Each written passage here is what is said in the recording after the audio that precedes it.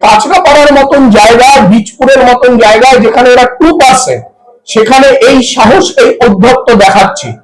তাহলে ভাবুন সংখ্যাটা বাড়লে বা যেখানে বেশি সেখানে কি ঔদ্ধত্য দেখাচ্ছে। আর মানুষের ভোটে নির্বাচিত বীজপুরের বিধায়ক হিন্দুদের ভোটে নির্বাচিত, আমি হিন্দুও ছেড়ে দিলাম, যদি ধরে নি সাধারণ মানুষের ভোটেই তিনি নির্বাচিত, তাহলে সেই বিধায়কের দায় নেই যারা। দেখুন, একটা বিষয় হচ্ছে আমাদের বীজপুর বিধানসভার কাঁচরাপাড়ায় প্রবাহ ক্লাবের মাঠ বা ঈদগাহ ময়দান যেটাকে বলা হয়, প্রবাহ ক্লাবের মাঠ, যেখানে অতীতে অনেক ধরনের অনুষ্ঠান হয়েছে।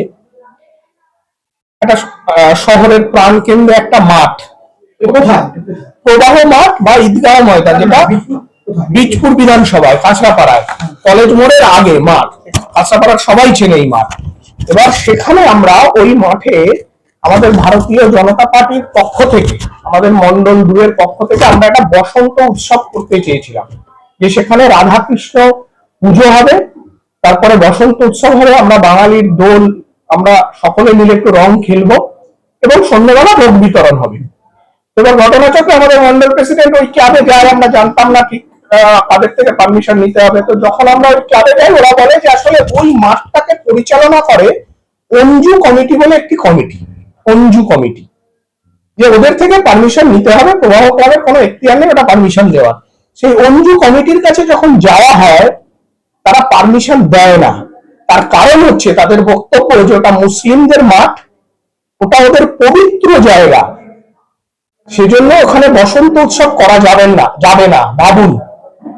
তো আমাদের মন্ডল প্রেসিডেন্ট তখন তাকে জিজ্ঞাসা করে যে পবিত্র জায়গায় তো পবিত্র কাজই হবে, অসুবিধা কি আছে? রাধাকৃষ্ণের পুজো হবে, দোল খেলা হবে, ভোগ বিতরণ হবে, পবিত্র কাজ। বলছি যে না, ওটা ওখানে আমরা পুজোর পারমিশন দিতে পারি না, ওটা ওদের সম্পত্তি। আমাদের এখানে প্রশ্নটা হচ্ছে যে কাজটা ধরেই নিলাম যে ওটা ওয়াকফ সম্পত্তি বা অঞ্জু কমিটি বা মুসলিমদের সম্পত্তি, ভালো কথা। তো যেখানে ভারতবর্ষে, পশ্চিমবঙ্গে আমরা ধর্মনিরপেক্ষতার কথা বলি, সেখানে শহরের মাঝখানে একটা মাঠে বসন্ত উৎসব হবে না কেন?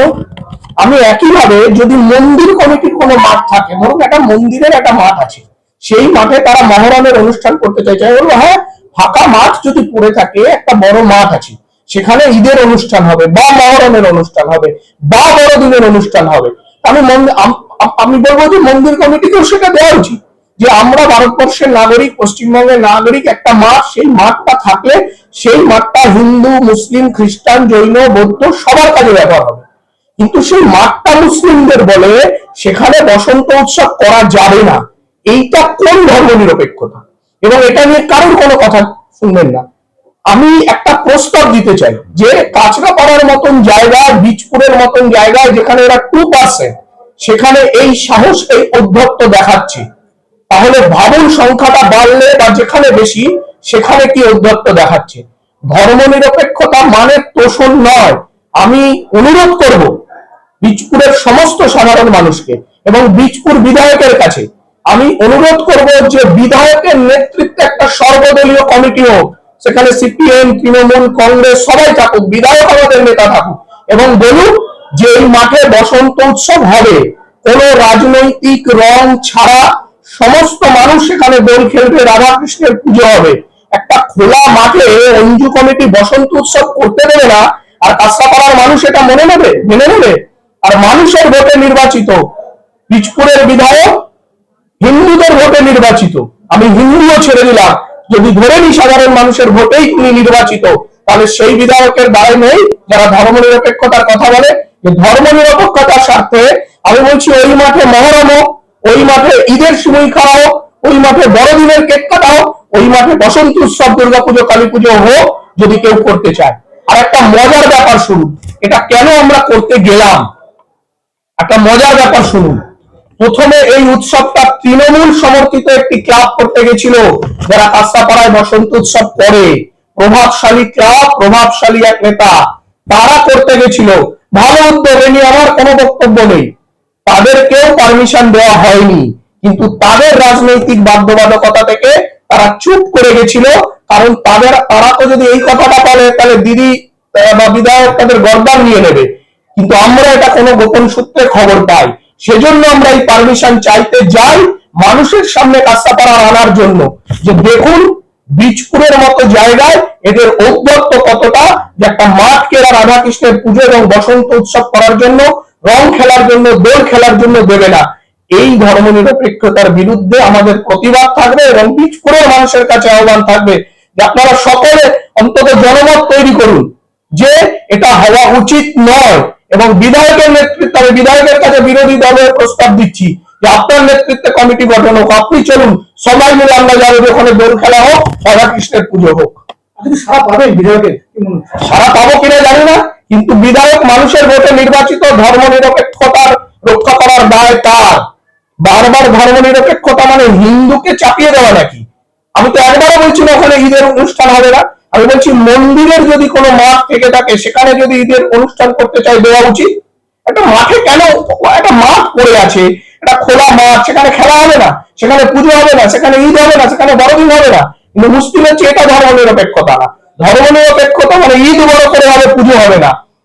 মাঠে একটা কাঁচরাপাড়ার মানুষের কাছে আমি একদম বলছি যে আপনারা অন্তত সোশ্যাল মিডিয়ায় অন্তত বলতে পারেন তো, এইটুকু বলুন যে বীজপুরের একটা মাঠে, কাঁচরাপাড়ার প্রাণ কেন্দ্রে একটা মাঠে, সেখানে আমরা রং খেলতে পারবো না, বাঙালি দোল উদযাপন করবে না।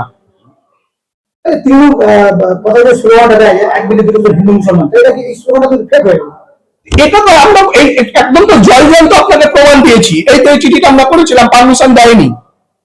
এবং আমাদের ছেড়ে দিন, তৃণমূলও পারমিশন পায়নি। তৃণমূলের একটি ক্লাব ওই অঞ্চলে করতে গেছিল, তারা বেশ বড় করে বসন্ত উৎসব করে, ভালো উদ্যোগ, ভালো কাজকে খারাপ বলবো না। তারা যখন করতে গেছে তারাও পারমিশন পায়নি। এবার তারা তাদের রাজনৈতিক বাধ্যবাধকতা থেকে চুপ করে গেছে, কারণ তারা তো কিছু বলতে পারবে না, আমরা তো চুপ থাকবো না। বিধায়ক কথাটার জবাব দিন যে ধর্মনিরপেক্ষতা মানে কি এটা, বা অঞ্জু কমিটির কাছে আপনারা যান, তাদের আপনারা জিজ্ঞাসা করুন। সাংবাদিক হিসেবে আপনাদের তো একটা নৈতিক দায়িত্ব আছে, আপনারা অঞ্জু কমিটিকেই কাউন্টার পাইট নিন আমার কথাটা, যে আপনারা কেন পারমিশন দেননি, তাদের যুক্তিটা কি শুনুন না, মানুষের সামনে আসুক। আমি আমার বক্তব্য বললাম যে একটা মাঠ সব ধর্মের জন্য ব্যবহার হওয়া উচিত। আমি বলছি আপনারা দায়িত্বশীল সাংবাদিক হিসেবে আপনাদের কাছে আমার অনুরোধ যে আপনারা ওদের কাছে যান, তৃণমূলের কাছে যান, কংগ্রেসের কাছে যান, সিপিএম এর কাছে যান, অঞ্জু কমিটির কাছে যান, সবার আগে অঞ্জু কমিটির কাছে যান যে তারা কেন অনুমতিটা দিতে চাইছে না।